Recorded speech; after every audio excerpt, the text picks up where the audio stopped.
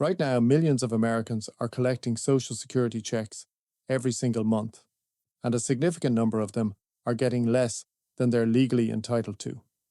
Not because of some complicated loophole, not because of a law change, because of errors in a government database that most people don't even know they can check. My name is Robert Caldwell. I spent 30 years as a financial planner in this country, and I've sat across the table from hundreds of retirees who thought their Social Security amount was just fixed, set in stone. Whatever the government says, that's what you get. That's not true. And today I'm going to show you exactly how to verify your benefit, what to look for, and what to do if the number is wrong. Here's what most people don't realize.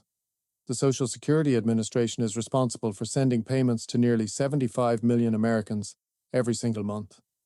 That is one of the largest financial operations on the planet. And with that kind of scale, errors happen. In a recent report, the SSA's own Office of Inspector General confirmed that billions of dollars in improper payments go out every year. And while most of that is overpayment, underpayments happen too, quietly, without a notice, without a letter. Your check just comes in a little short, and you have no idea. To understand how mistakes happen, you need to understand how the SSA actually calculates your benefit. They look at your entire career, every year you worked, every dollar you earned that was subject to Social Security tax.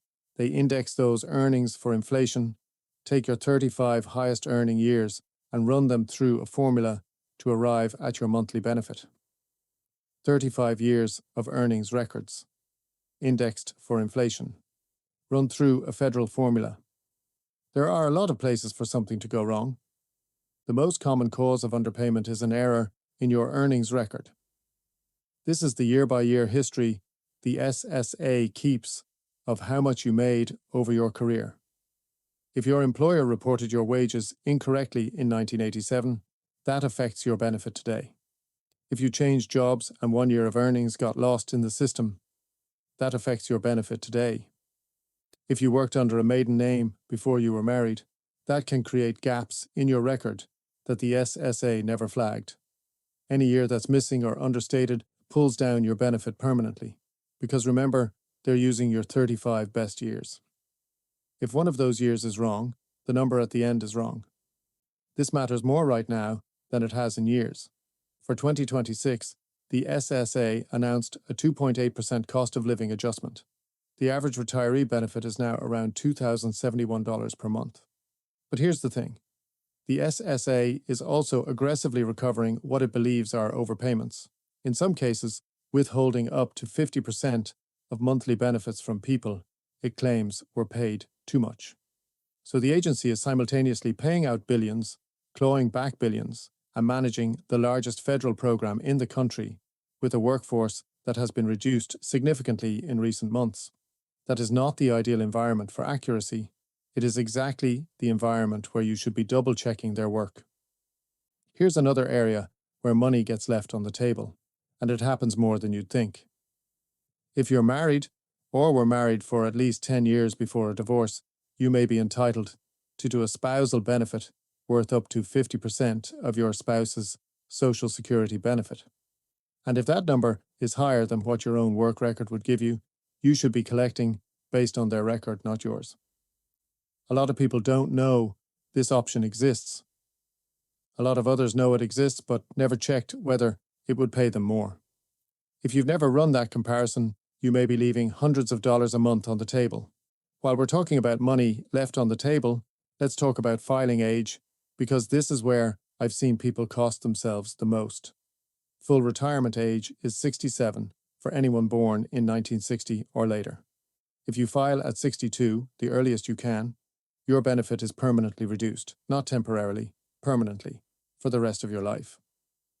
On the flip side, every year you delay past full retirement age up to 70, your benefit grows by 8%. So the difference between filing at 62 versus waiting until 70 can be substantial, often more than $1,000 per month every month for the rest of your life. That's not a small number. That's potentially tens of thousands of dollars over a 20-year retirement. One more issue I want you to know about, because it surprises a lot of people. Your Social Security benefit may be taxable, and the rules for when it becomes taxable haven't been updated since 1993. the IRS uses something called combined income to determine how much of your benefit is taxable. That's your adjusted gross income, plus any tax-exempt interest, plus half of your Social Security. If you have a pension, an IRA withdrawal, or even income from municipal bonds that can push your combined income over the threshold. And suddenly up to 85% of your Social Security becomes taxable income. These thresholds were set decades ago and have never been adjusted for inflation. What was designed to be a tax on high-income retirees now hits millions of middle-class retirees every year. If you're not planning for this, you may be getting a check that looks right and then losing a chunk of it at tax time.